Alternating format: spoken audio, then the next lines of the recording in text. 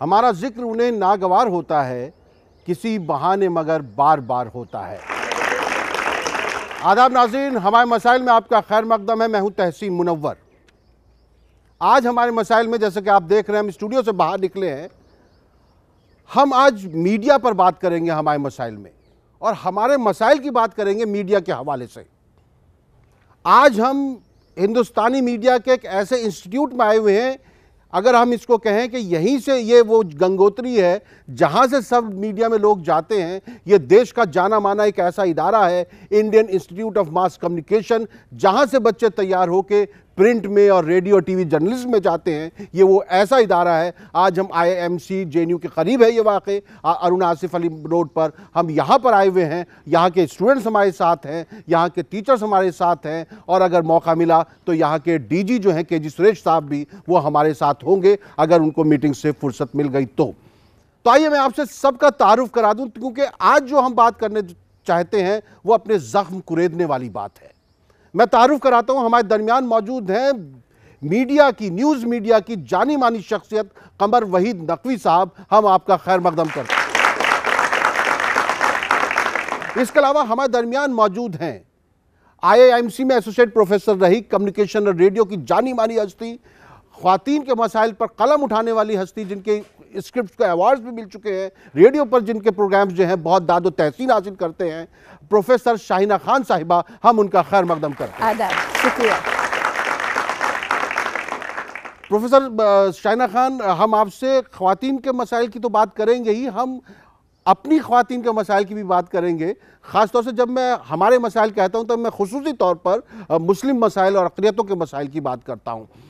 फिल्मों में हिंदुस्तान के जो हमारी हिंदी फिल्म सिनेमा है, जो पूरी दुनिया में अपनी धाक जमा चुका है, उसमें जो है किस तरीके से हमारा रिप्रेजेंटेशन होता है, किस तरह हमारी छवि तैयार की जाती है, किस तरह हमें बर्बाद या आबाद किया जाता है, उस पर गौर करने के लिए हमारे दरमियान मुर्तज़ा अली खान साहब मौजूद हैं, जो जाने माने फिल्म क्रिटिक हैं। हम आपका भी खैर मकदम करते हैं। शुक्रिया बहुत।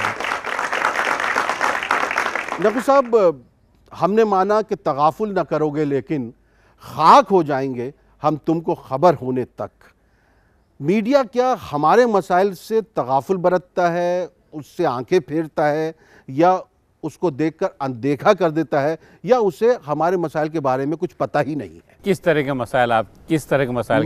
मेरे मसाइल जो हैं तालीम के हैं, मेरे मसाइल भूख के हैं, रोज़गार के हैं, मेरे मसाइल जो हमारे इलाकों में गंदगी हैं उनके हैं। मेरे मसाइल ये हैं कि मेरी छवि यानी कि छवि एक ऐसी बना दी जाती है कि मेरी दाढ़ी देख के लोग घबराने लगते हैं। मेरे मसाइल ये हैं कि मेरे ऊपर एक ऐसा ठप्पा लगा दिया जाता है जिससे मेरे मुल्क के लोग मुझसे घबराने लगते हैं। और इन मसाइल को उठाने में मीडिया कहीं ना कहीं बहुत अहम रोल अदा करता है। इसमें बहुत सारी बातें हैं, ख़ास तौर से जो आपने सवाल उठाए हैं उनमें बहुत सारी ऐसी चीज़ें हैं जिसको लेकर के आजकल मीडिया में अच्छी खासी बहस चल रही है कि जो मुस्लिम्स हैं उनका किस तरह से उनको हमने टाइप्ड कर दिया है।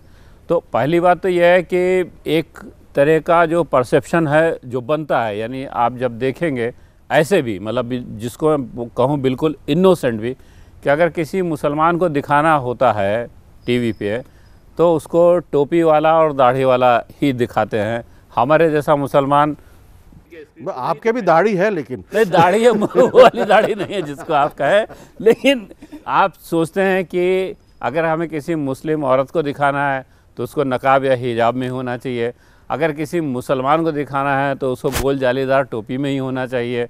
तो ये जो एक माइंड में परसेप्शन है, यही परसेप्शन जो है मुसलमानों के बारे में जनरली आगे बढ़ता है, जहाँ पर हम उनको एक टाइप कास्ट में दिखाने की कोशिश करते हैं। तो ये एक बड़ी प्रॉब्लम है, और इस प्रॉब्लम की वजह हमारे ख्याल से यह है कि हाल फिलहाल के कुछ सालों में, पिछले 10, 20, 30 सालों में जो मुस्लिम समाज है उसका जो रिश्ता है वो बाकी समाज से कट गया है। मिसाल के तौर पर मैं सिर्फ एक कहता हूँ कि जो आखिरी फिल्म शायद थी मुस्लिम कैरेक्टर्स या बैकग्राउंड पे, वो रज़िया सुल्तान थी। उसके बाद कोई ऐसी फिल्म नहीं आई, जबकि हम लोगों के बचपन में फिल्मों के माध्यम से बहुत सी फिल्में थीं जो मुस्लिम्स प्लाट पे, मुस्लिम्स कहानियों पे बनती थी, मुस्लिम किरदार होते थे। तो लोगों को एक पता चलता रहता था उनके नामों के बारे में, उनके कल्चर के बारे में, उनके रिलीजन के बारे में, वो धीरे धीरे चीज़ें कटती चली गई हैं। जैसे मान लीजिए मैं हूँ, मेरा नाम है कमर वहीद नकवी, मैं आपको बताऊं कि मेरे पास जितने भी फ़ोन आते हैं, जितने भी कॉल सेंटर से फ़ोन आते हैं, सब पढ़े लिखे लड़के लड़कियां वहाँ काम करते हैं, कोई भी मेरा नाम कमर नहीं लेता, कोई क्यूमर बोलेगा, कोई कामर बोलेगा, ठीक है। क्योंकि जबकि हमारे बचपन के दिनों में साहब कमर नाम बहुत ही पॉपुलर होता था, कमर जलालाबादी इतने मशहूर शायर थे, उनकी वजह से हर एक को मालूम था कि कोई मुस्लिम नाम है जो कमर होता है। आज चूँकि लैंडस्केप से वो सारी चीज़ें गायब हो गई हैं, इसलिए लोगों को नाम तक सही पता नहीं है।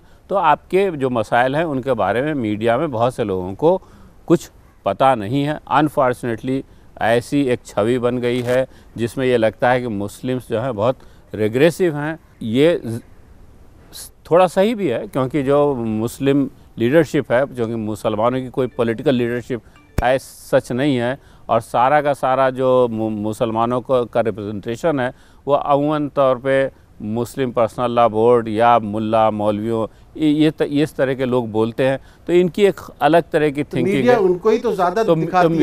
मीडिया उनको ही ज़्यादा दिखाता है। प्रोफेसर शाहिना खान, आपको क्या लगता है जो नकवी साहब बातें बता रहे हैं, क्या सिर्फ फिल्में ही जो है हमारी उसको वो करके, या मीडिया ने जो न्यूज़ चैनल्स वगैरह हैं उन्होंने भी इसमें कोई बहुत किरदार अदा किया है? आज जो हमारे मसाइल हैं वो जो मीडिया पे हमें दिखाया जा रहा है, मैं खुद एक मुसलमान औरत हूँ, और अजीब सी बात है कि पहली बार अगर किसी से मिलती हूँ तो कहती है अरे आप मुसलमान नहीं लगती, और वो समझते हैं कि शायद ये मुझे कॉम्प्लीमेंट दे रहे हैं। मैं इसे कॉम्प्लीमेंट नहीं मानती, क्योंकि मुसलमान के दो सींग नहीं होते, लेकिन तशद्दुद, दहशतगर्दी, इस सब से जोड़ दिया गया है।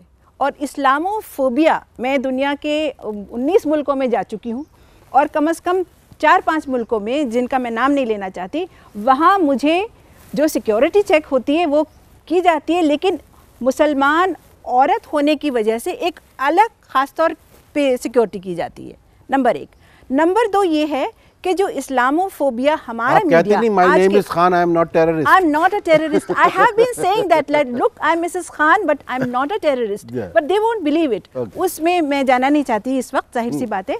आज के जो हमारे मसाइल हैं और हिंदुस्तान को लेके जो हमारे मसाइल हैं, और मीडिया जो दिखा रहा है मुसलमानों को या मुसलमानों के काम को, अगर आप दहशतगर्द को देखें, टेररिस्ट को देखें, तो कोई भी टेररिस्ट हो सकता है, ज़रूरी नहीं है कि उसके साथ ही जोड़ा जा रहा है। और मुसलमान औरत ख़ास तौर पे, अब लिबास, अब इतने सारे स्टूडेंट्स हमारे सामने बैठे हैं, उसमें लड़कियां भी हैं, अलग अलग तरह के लिबास पहने हैं, मैंने भी कुछ लिबास पहना है, लेकिन अगर कोई नॉन मुस्लिम लड़की सर ढकती है तो उससे तो कोई मुसीबत नहीं आती, लेकिन अगर कोई मुस्लिम लड़की हिजाब पहन लेती है तो पहली चीज़ वही की जाती है कि भाई ये हिजाब पहने हैं, उसको सिंगल आउट किया जाता है, जो सही नहीं है। और मीडिया इसको बहुत ज़्यादा उछाल रहा है, बहुत ज़्यादा।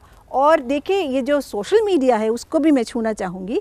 ट्विटर है, फेसबुक है, इंस्टाग्राम है, यहाँ पर इतनी, जिसे हम कोट अनकोट हेट मेल कहते हैं मुसलमानों के ख़िलाफ़, आप खोल के देख लीजिए, बहुत पोस्ट हो रही है।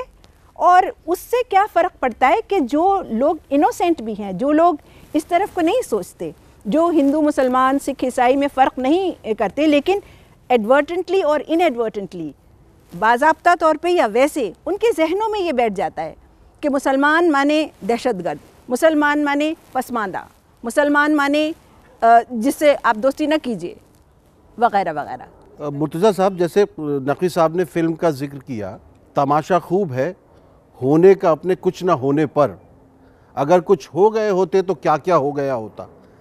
तो क्या फिल्में जो हैं कहीं ना कहीं इसकी जिम्मेदार है कि हमको एक गलत तौर पर पेश करने में? तहसीन भाई, सबसे पहले मैं यहाँ कहना चाहूँगा कि 9/11 को हमें नहीं भूलना चाहिए। मेरा खुद का एक्सपीरियंस रहा है, मैं उन दिनों में स्कूल में था और मेरे बहुत अच्छे दोस्त सडनली मुझे चिढ़ाने लगे, उसामा कह के या टेररिस्ट कह के। थोड़े दिन की बात थी, मेरे लिए टेम्प्रेरी फेस था, पर मैं आपको बता रहा हूँ, इंटरनेशनली, सिर्फ मैं अगर हिंदी सिनेमा की बात ना करूँ, इंडियन सिनेमा की बात ना करूँ, वर्ल्ड सिनेमा में मुस्लिम की पूरी इमेज, इतनी ज़्यादा नेगेटिविटी फैलाई गई 9/11 के बाद, जो शायद आज तक संभल नहीं पाई है। और फिर 26/11 हुआ, उसके बाद हमने देखा कि एक अदरिंग शुरू हो गई कि हम में से अलग, अगर हम में से एक है तो जज करना बड़ा मुश्किल हो जाता है, लेकिन जैसे ही आप किसी को अपने से अलग कर देते हैं, आप उसको बहुत आसानी से जज कर सकते हैं। अच्छा ये इस तरह से कपड़े पहनता है, अच्छा इस तरह से बोलता है।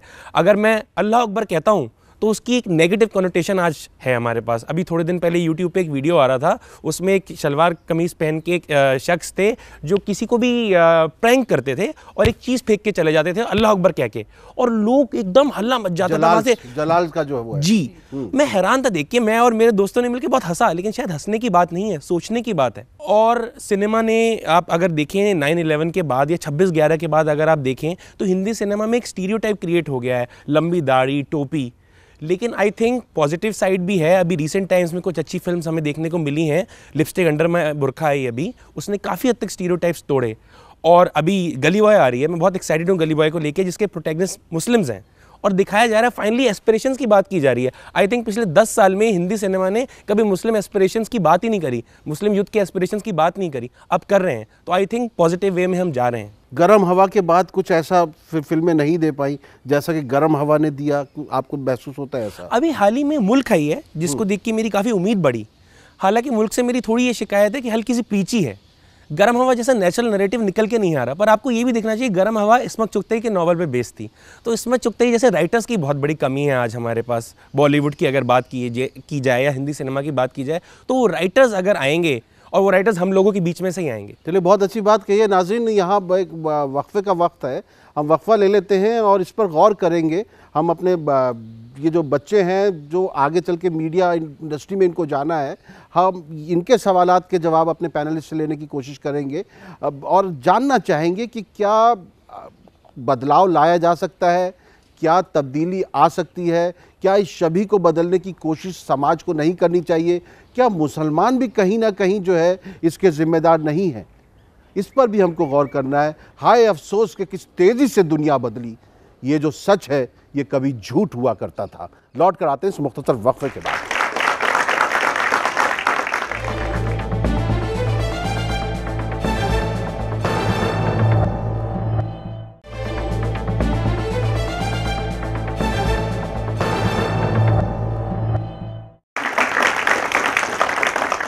हमारे मसाइल में आपका एक बार फिर खैर मकदम है। आज हम Indian institute of mass communication में मौजूद हैं दिल्ली के।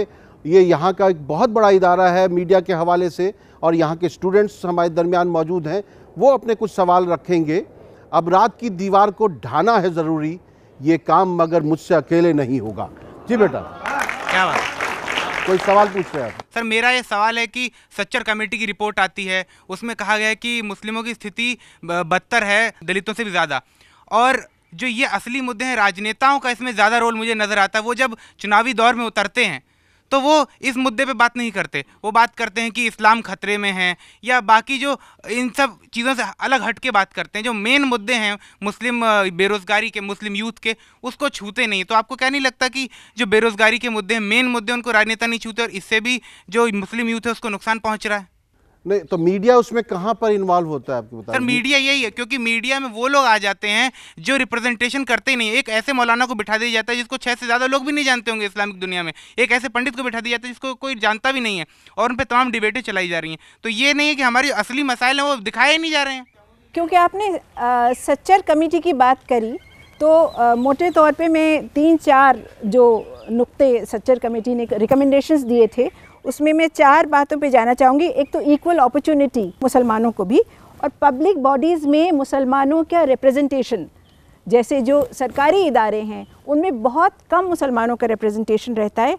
और एम्प्लॉयमेंट के नाम पे हम जानते ही हैं मुसलमान कहाँ कहाँ दिखते हैं। 2-3 हज़ार के बाद कभी सिविल लिस्ट उठा के देख लीजिए, कहीं भी देख लीजिए, तब किसी मुसलमान का नाम आता है।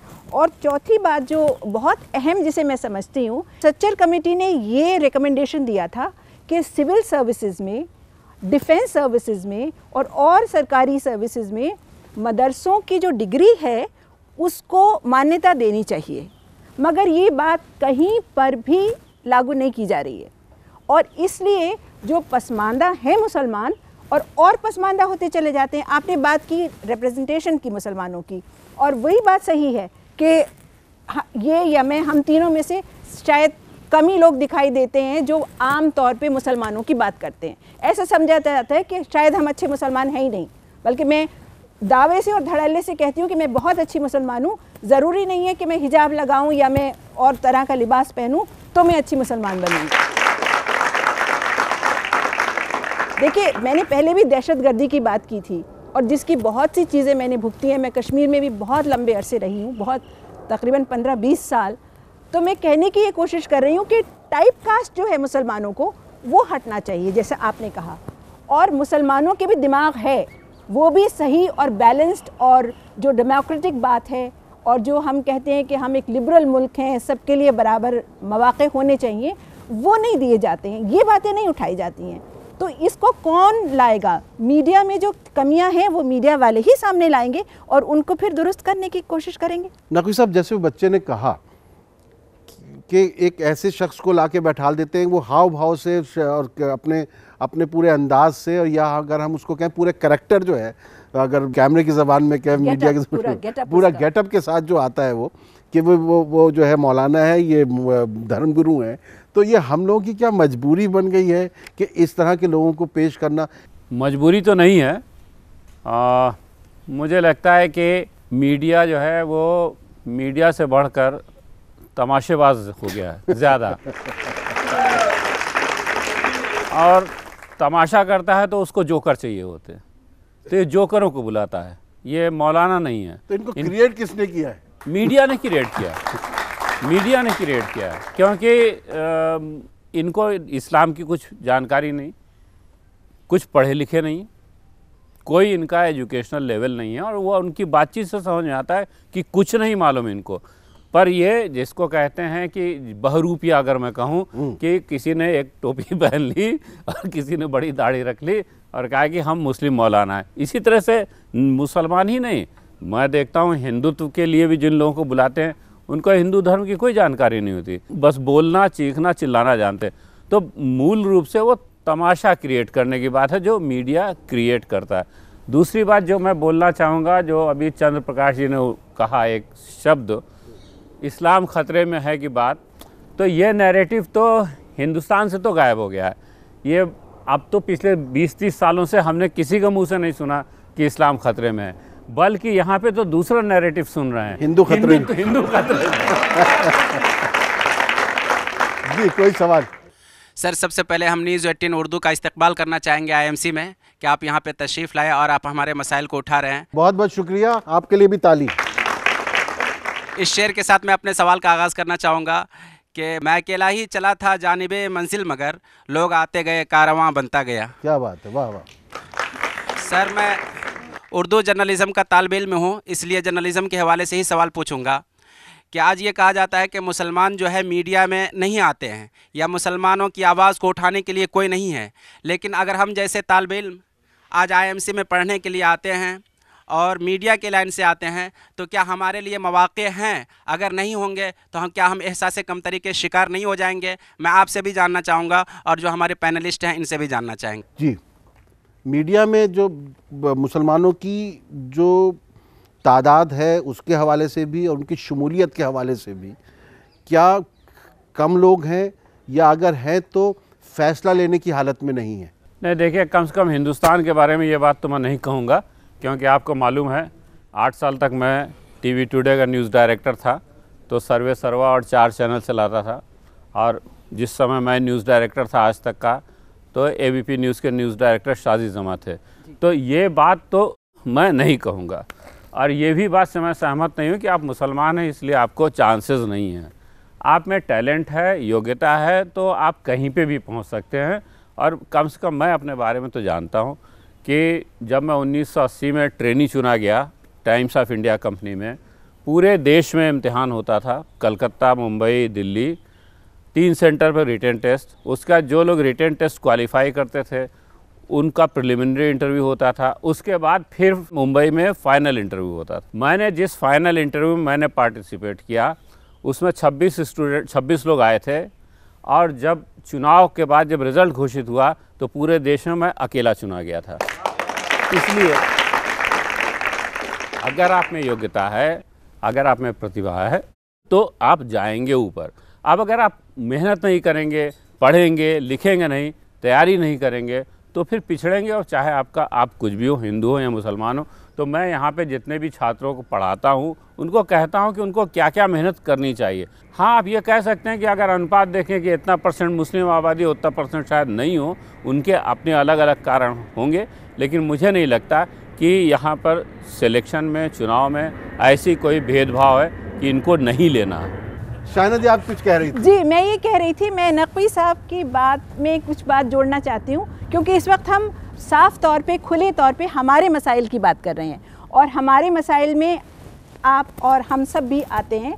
तो छोटी सी बात मैं अपने ऊपर गुजरी हुई बताना चाहती हूँ। जैसे मेरे तारुफ में बताया कि मैंने ऑल इंडिया रेडियो में एक लंबे अरसे काम किया, मैं ब्रॉडकास्ट जर्नलिस्ट हूँ और यूनियन पब्लिक सर्विस कमीशन से सिलेक्ट होके आई। मेरा सिलेक्शन अंग्रेज़ी प्रोग्रामों के लिए हुआ था और ज़ाहिर है मैं अंग्रेज़ी सेक्शन में थी और मैं बखुदा बिल्कुल सच कह रही हूँ कि अक्सर मेरे सामने भी पीछे भी, और औरतें कुछ ज़्यादा बात करती हैं ना, तो ये करती थी कि ये एक तो मुसलमान है और ये कहाँ से आ गई, और अगर आ भी गई हैं तो इनको उर्दू सर्विस में होना चाहिए, ये इंग्लिश सर्विस में क्या कर रही हैं। एक बार सुना, 2 बार सुना, तीसरी बार मैंने उन साहिबा का नाम मैं लेना नहीं चाहती, मैंने उनसे कहा कि देखिए ऐसा है, मुझे मालूम नहीं कि आप किस डिसिप्लिन के लिए सेलेक्ट होके आई हैं और क्या कर रही हैं यहाँ अंग्रेज़ी सेक्शन में, लेकिन मैं यूपीएससी से अंग्रेज़ी के लिए सेलेक्ट होके आई हूँ और मैं कई बार सुन चुकी हूँ कि मैं उर्दू में जाऊँ, मेरी मादरी ज़बान है लेकिन मेरी प्रोफेशनल ज़बान अंग्रेज़ी है और मुझे यहीं रहना है।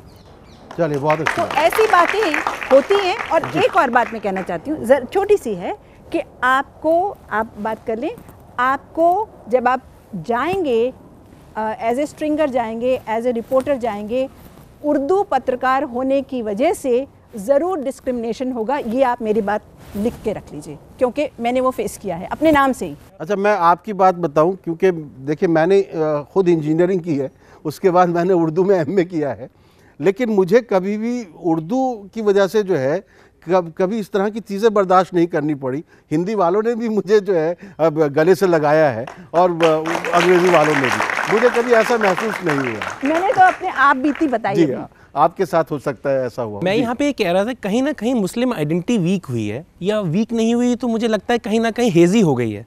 तो मुस्लिम आइडेंटिटी हमें ढूंढने की ज़रूरत है, और शायद जब मीडिया में मुस्लिम्स आते हैं तो वो थोड़ा ज़्यादा अगर इस चीज़ पे स्ट्रेस करें, जैसे इस तरह के प्रोग्राम्स हैं हमारे मसाइल, और खुल के ये चीज़ें बात सामने आए, ऐसे और फोरम्स हों जहाँ पे हम खुल के बात कर पाएँ, तो मुझे लगता है वो आइडेंटिटी और स्ट्रांगली बाहर आएगी।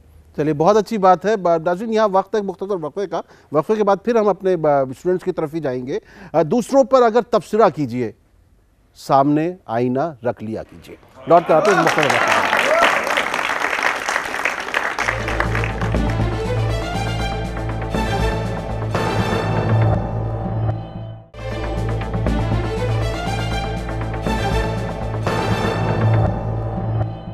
दुश्मनी लाख सही, खत्म न कीजिए रिश्ता, दिल मिले या न मिले हाथ मिलाते रहिए। हमारे मसाइल में आपका एक बार फिर खैर मकदम है। हाँ, कोई सवाल था उधर से? जी, मेरा सवाल आप सभी से है कि हम यहाँ पर इतने मुद्दों की बात कर रहे हैं, बेरोजगारी है, भूख है, तो मुद्दे शिफ्ट होते रहते हैं। चुनाव आता है, कभी मंदिर मुद्दा बन जाता है तो कभी मस्जिद। तो ये मुद्दे कब तक चर्चा का विषय बने रहेंगे? क्या इनका कोई हल सच में है, या फिर ये केवल एक तमाशे की तरह ही हमारे सामने आते रहेंगे? तो मैं आप तीनों से एक एक लाइन में ये जानना चाहूँगी कि आपके हिसाब से क्या होना चाहिए कि सालों साल तक इन्हीं मुद्दों पर बातचीत ना होती रहे। मैं एक लाइन में जवाब देता हूँ। आप रिमोट से ना चेंज कर दिया कीजिए चैनल जब इस तरह के मुद्दे आए। सर देखिए ऐसा है मेघा जी, एक बात समझनी चाहिए हिंदुस्तान की जनता को, वो जो समझती नहीं है और आज तक नहीं समझी, कि दुनिया में किसी को सच बोलकर बेवकूफ़ नहीं बनाया जा सकता। आप सिर्फ झूठ से ही बेवकूफ़ बन सकते हैं। और यहाँ पर हमारी जो पूरी की पूरी डेमोक्रेसी है वो अनफॉर्चुनेटली झूठ की बुनियाद पे चल रही है, जहाँ पर झूठ बोले जा रहे हैं, झूठ नैरेटिव बनाए जा रहे हैं और झूठे तरीक़ों से समाज को बांटने की कोशिश की जा रही है। तो जब तक हम आप ये फ़र्क नहीं करेंगे कि सच क्या है और झूठ क्या है, और जब तक हम झूठ के चक्कर में आते रहेंगे तब तक फंसते रहेंगे। नकीब साहब, मगर वो झूठ बोल रहा था बड़े सलीके से, मैं एतबार ना करता तो और क्या करता? हमारे नेता तो ये करते हैं।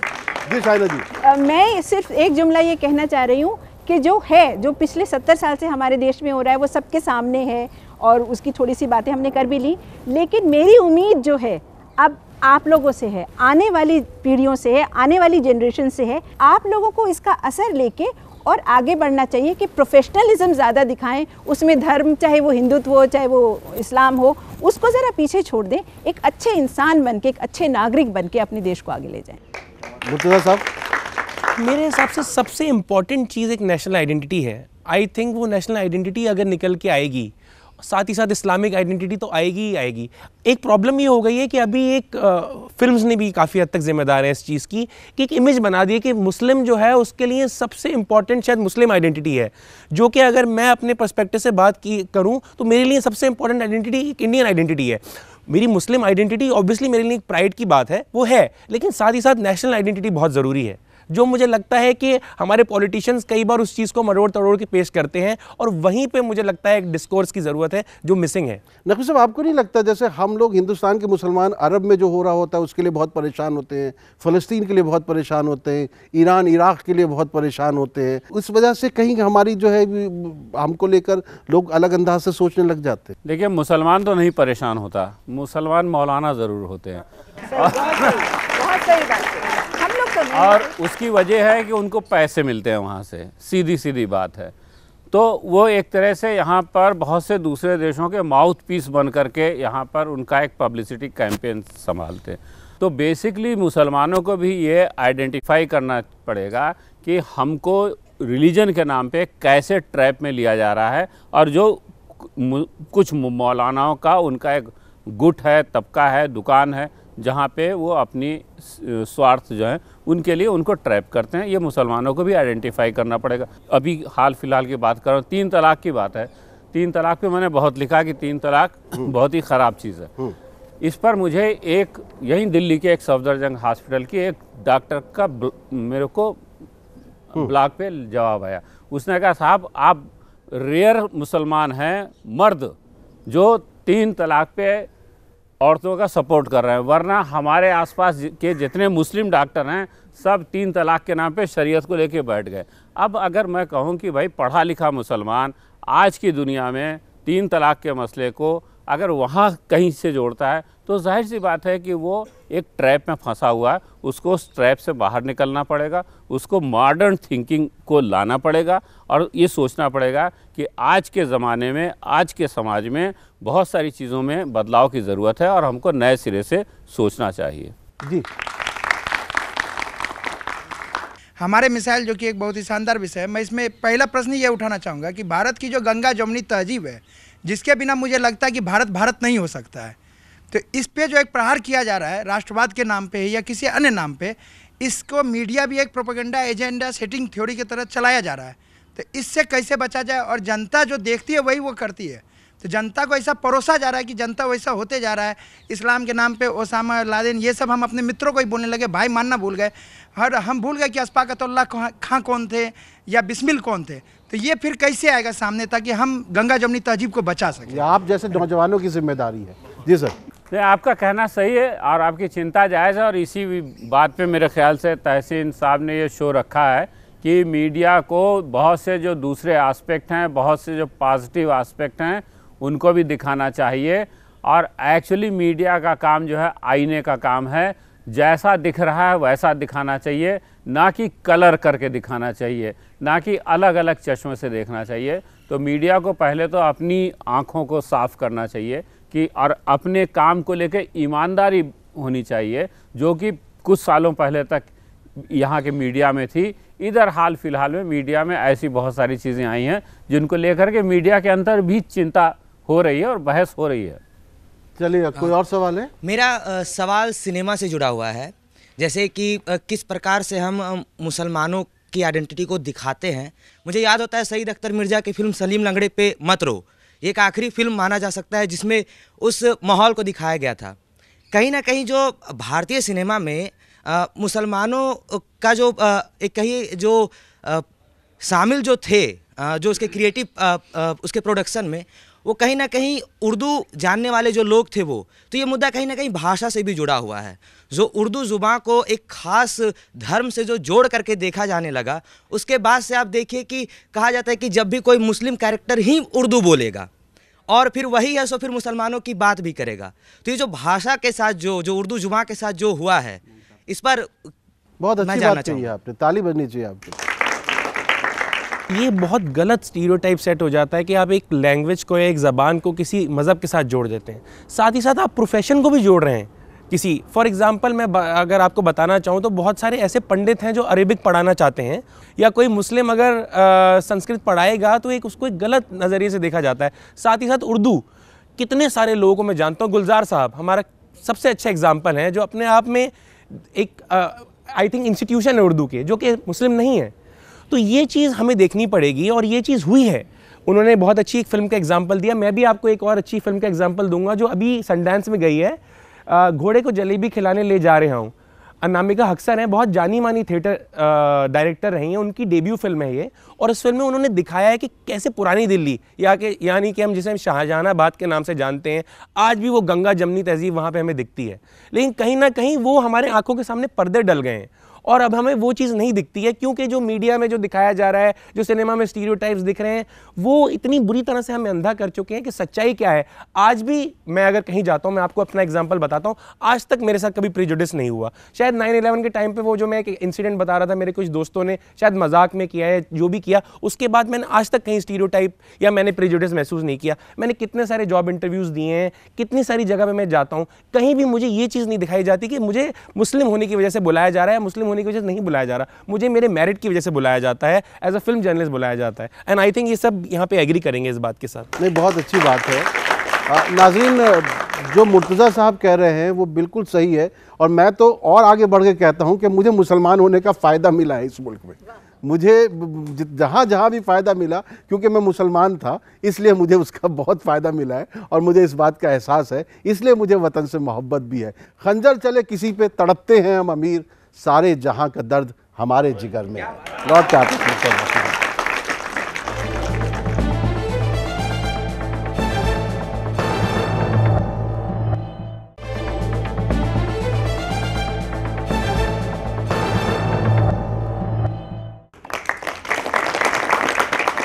हमारे मसाइल में आपका एक बार फिर खैर मकदम है। हम आखिर में हैं, और हमारी खुशनसीबी है, जैसे मैंने शुरू में कहा था, कि हमारे दरमियान IIMC के डायरेक्टर जनरल KG सुरेश साहब भी मौजूद हैं। हम आपका खैर मकदम करते हैं। शुक्रिया। हम जानते हैं बहुत मशगूल उनका आज का दिन है, उसके बावजूद उन्होंने वक्त निकाला, आखिर में ही सही, लेकिन हमें तबर्रुक के तौर पर और प्रसाद के तौर पर आप मिल गए।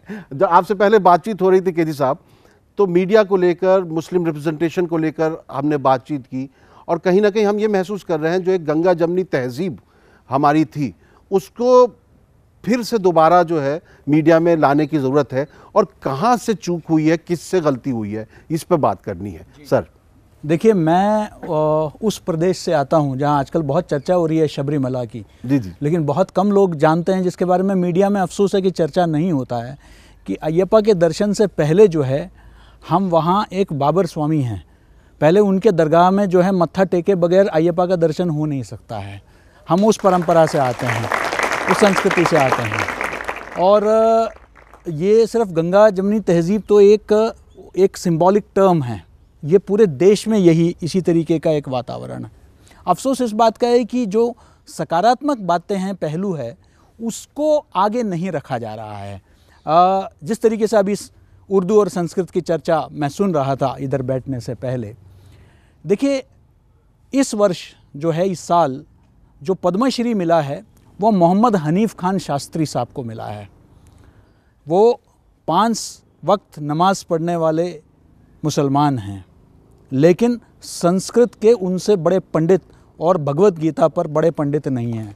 वो इस वक्त वो आज के कार्यक्रम में शामिल होते, लेकिन वो मॉरिशस में Bhagavad Gita and world peace को एड्रेस करने के लिए उनको मॉरिशस सरकार ने बुलाया है।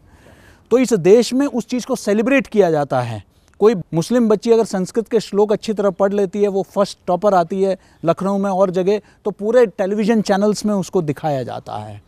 तो ऐसा है कि यहाँ के लोग वो चाहते हैं कि किस तरीके से वो जो इंटीग्रेशन जो गंगा जमनी तहजीब का है वो आगे बढ़े, लेकिन शायद हमारे लिए वोट बैंक, हमारे लिए जो नकारात्मक पहलू है वो भी है।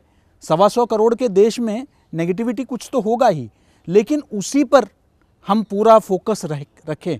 मैं ये नहीं कह रहा कि उनको जो है उजागर नहीं करना चाहिए, क्योंकि समाज में जो नेगेटिव चीज़ें हैं उनको भी उजागर मीडिया का फ़र्ज़ बनता है, लेकिन सिर्फ नेगेटिव पर ही फोकस करो। जो पॉजिटिव एक हमारी हिस्ट्री रही है, एक लेगेसी रही है, हम उसके बारे में ना बात करें तो मुझे लगता है कि वो बहुत बड़ा नाइंसाफ़ी होगी।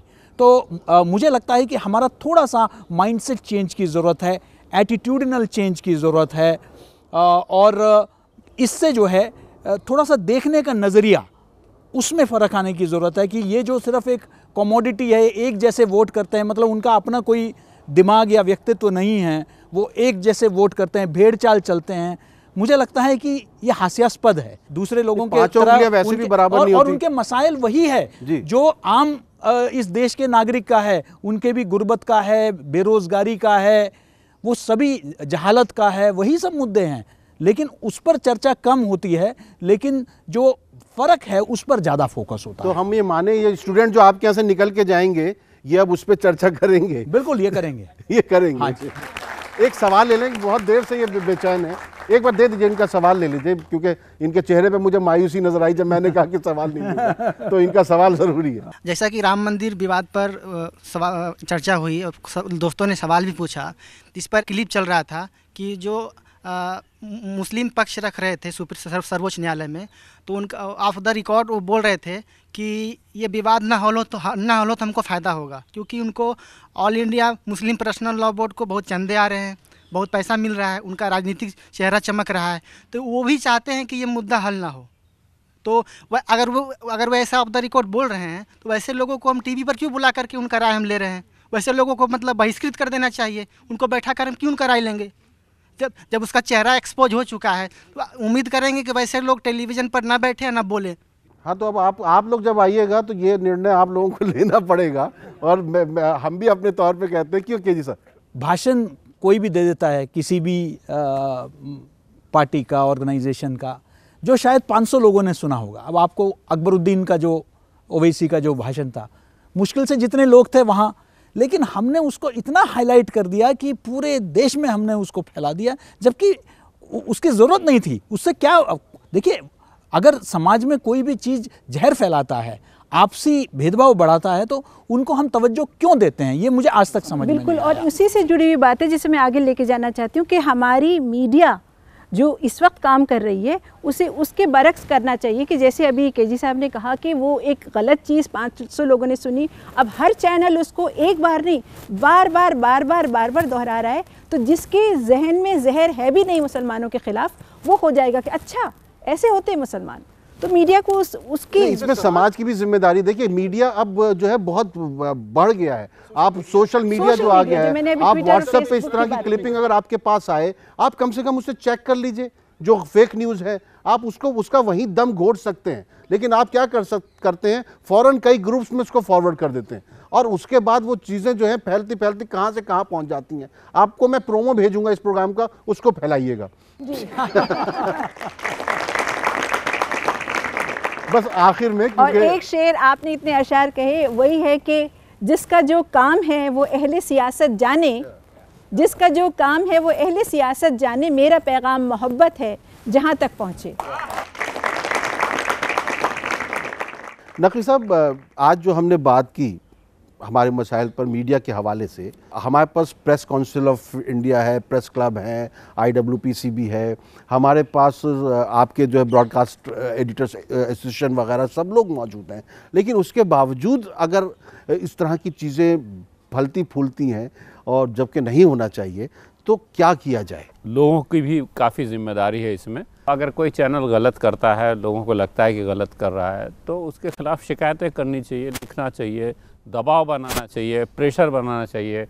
मुझे नहीं लगता कि 8 साल तक मैं आज तक का न्यूज़ डायरेक्टर था और किसी ने मुझे डायरेक्ट लिखा हो कि भाई साहब आपके चैनल ने ये फलां चीज़ गलत कैसे दिखाई, आप तो मैं जवाब दे होता उसको। आप बहुत बड़े आदमी थे। नहीं, बहुत बड़े आदमी की बात नहीं है, बहुत बड़े आदमी की बात नहीं है।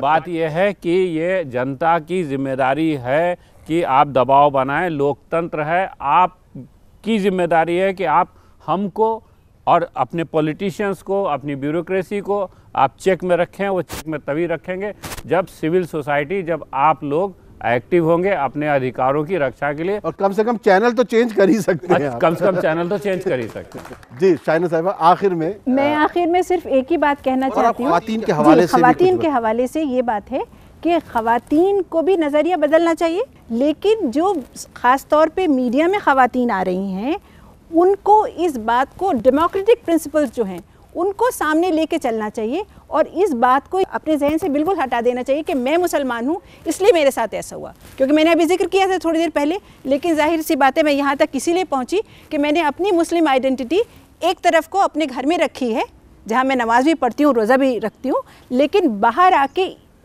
इक्वल मौक़े लेके और इक्वल कंपटीशन करिए तो आप ज़रूर थ्राइव करेंगे, ऐसा मेरा मानना है। और हम आपके इसलिए भी शुक्रगुजार हैं, आपके अंदर जो तवानाई है, आपकी आंख में तकलीफ थी उसके बावजूद आप ये चश्मा पहनकर यहाँ पर बैठी, जबकि आप दूर भी जा सकती थी, लेकिन आपने कहा ठीक है मैं चश्मा पहन लूँगी, भले ही बहुत अजीब सा लगे, लेकिन हम आपके इसलिए भी शुक्रगुजार हैं। मुर्तज़ा साहब, फिल्म और मीडिया और समाज ये जो है किस तरह हमारे मसाइल को हल कर सकता है? कम से कम अगर हल ना करे तो उन पर हम पे तंज तो ना करे। तहसीन भाई, सबसे ज़्यादा जो आपने ज़रूरी बात करी वो सोशल मीडिया ही करी।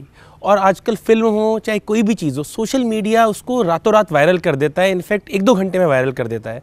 इसीलिए फैक्ट चेकिंग की बहुत ज़रूरत है। आपने बात करी कि आप फैक्ट्स को चेक करो, ऑल्ट न्यूज़ जैसे फोरम्स आज अवेलेबल हैं, 2 मिनट भी नहीं लगते, 2 सेकंड लगते गूगल करते हुए। कुछ भी ऐसा दिखे जिस पे लगे कि नहीं यार ये सही नहीं है, दिल ना मानता हो या कहीं भी किसी तरह का शुबा हो, फ़ौरन गूगल करो, फ़ौरन आपको पता चल जाएगा ये सच है झूठ है। और उसके बाद आपको जितना भी शेयर करना है शेयर करिए, लेकिन इतनी जिम्मेदारी हम सब की है कि हम उसको ज़रूर 2 बार वेरीफाई करने का सोचें कि कहीं कहीं गलत न्यूज़ तो नहीं फैला रहे हम, कहीं उसका पार्ट तो नहीं बन रहे हम, क्योंकि बहुत जल्दी आज की डेट में चीज़ें फैल जाती हैं और फिर उसको वापस लेना बहुत मुश्किल हो जाता है। बहुत सही बात कह रहे हैं केजी साहब। बिल्कुल क्लोजिंग है, आप ही करेंगे। हमारे मसाइल और मीडिया हमारा मौजू, आप Indian institute of mass communication के डायरेक्टर जनरल। मैंने आगाज़ में कहा कि ये गंगोत्री है, यहीं से सब गंगा का पानी जा रहा है मीडिया में।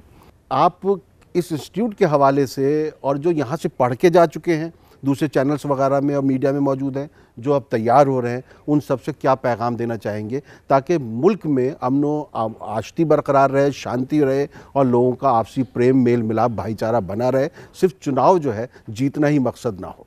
बुरे लोगों का बड़ा एका और इत्तेहाद होता है, जो अच्छे लोग हैं वो बिखरे हुए हैं और ज़रूरत है कि वो, अक्सर हम हिंदी में कहते हैं दुर्जन शक्ति और सज्जन शक्ति, तो ये जब तक एक नहीं होंगे, वो इकट्ठे हैं, हम लोग भी इकट्ठे हों, ये बहुत ज़रूरी है, पहली बात। और दूसरा, नकवी साहब ने जो कहा वो मैं सबसे उसको अहमियत देता हूँ। आप जिस तरह कहते हैं कि एक सशक्त लोकतंत्र के लिए, जमहूरियत के लिए जितना एक जागरूक मतदाता की ज़रूरत है, उसी तरह एक सशक्त सक्रिय मीडिया के लिए जागरूक दर्शक, जागरूक पाठक और जागरूक श्रोता की ज़रूरत है। वाह वाह। नाज़रीन, केजी सुरेश साहब ने वो बहुत कुछ कह दिया जो मुझे कहना था। आपको बेदार होना है। आप अगर बेदार हो जाएंगे तो हमारे जैसे लोगों की कोई अहमियत नहीं है। हम लोग आपकी वजह से हैं। अगर आप चैनल चेंज करने का हुनर जानते हैं, आप शिकायत करना जानते हैं, आपको ये पता है शिकायत कहाँ की जा सकती है, देखा कि जो स्क्रोल में आता है, अगर किसी प्रोग्राम के बारे में हमें किसी भी प्रोग्राम, किसी भी न्यूज़ क्लिप, किसी भी बाइट पर ज़रा सा भी गलत जाता है, कोई एक ख़त आ जाता है ना, तो हम ऊपर से लेकर नीचे तक परेशान हो जाते हैं। आपके पास ईमेल मौजूद है, सिर्फ एक ईमेल भेज दीजिए, काम हो जाएगा आपका। लेकिन कीजिए, पढ़े लिखे हैं, कीजिए। और जो मीडिया के मेरे दोस्त हैं और जो यहाँ के बच्चे हैं, उनसे सिर्फ इतना कहना है कि जब आप बाहर जाइए, आप चिराग की तरह हैं, आपको जो है अपनी रोशनी बिखेरना है। किसी ने क्या खूब कहा है, जहाँ रहेगा वहीं रोशनी लुटाएगा, किसी चिराग का अपना मकान नहीं होता। बहुत बहुत शुक्रिया।